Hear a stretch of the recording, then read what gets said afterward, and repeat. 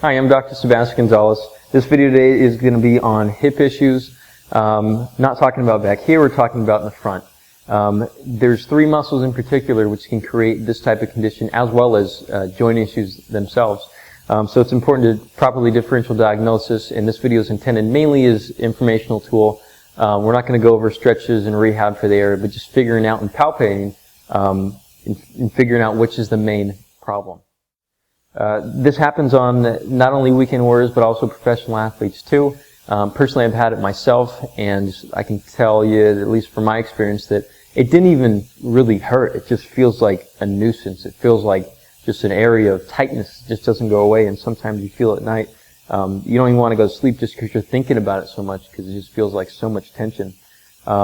I can honestly tell you as well, on a road trip, we sat down and I couldn't sit for probably more than a couple minutes period of time just because it felt like you need to stretch the area out.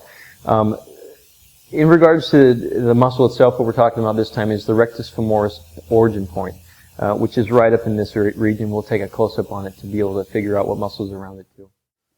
Okay, so palpating through this area, it's important to use bony landmarks as an area to figure out where you're at and which muscle is mainly the one affected. The muscle, again, that we're going to mainly be talking about is the rectus femoris origin point, which is right up in here.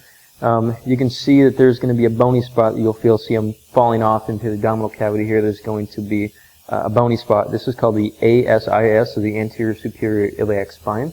If you sink just below it, there is the anterior inferior iliac spine, or AIIS, and that is the origin point of the rectus femoris, which travels all the way down to the kneecap. There's other muscles around the area. Just off to the side, there's the TFL, or tensor fascia lata. It also starts up just to the side of the ASIS. So sometimes people feel issues in here, which is a completely different problem and a whole different video too. Go ahead and lie back. So sometimes you can feel, if you have the person push, so you're going to push on me, and you can feel certain things pop up. So at this point, especially if she extends her knee a little bit more, you'll feel the rectus femoris pop up. Go ahead and relax. There's also the psoas, or the iliacus, that comes through in the inside part here, as well as some of the high adductors too. So figuring out the right area to treat is so important.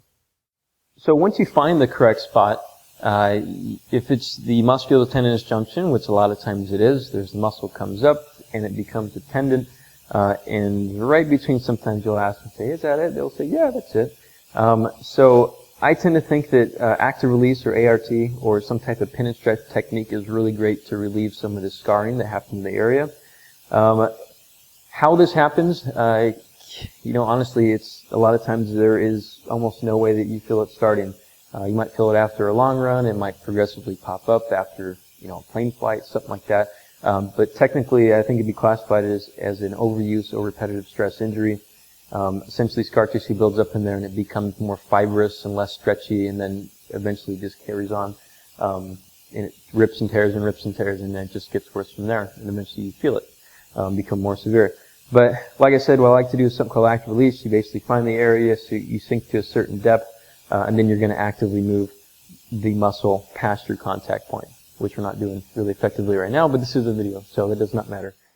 This condition is one in particular that's very stubborn, and there's certain things you can do, at least in the gym, to help lengthen these areas out.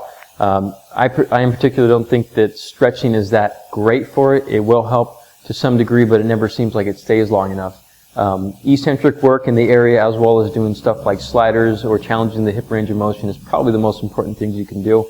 But also too, talking to the athlete and figuring out their running schedule as well, because they're going to have flare-ups on certain things, and with faster speeds or slower speeds, everybody is different. So figuring out how to manage the case is also important.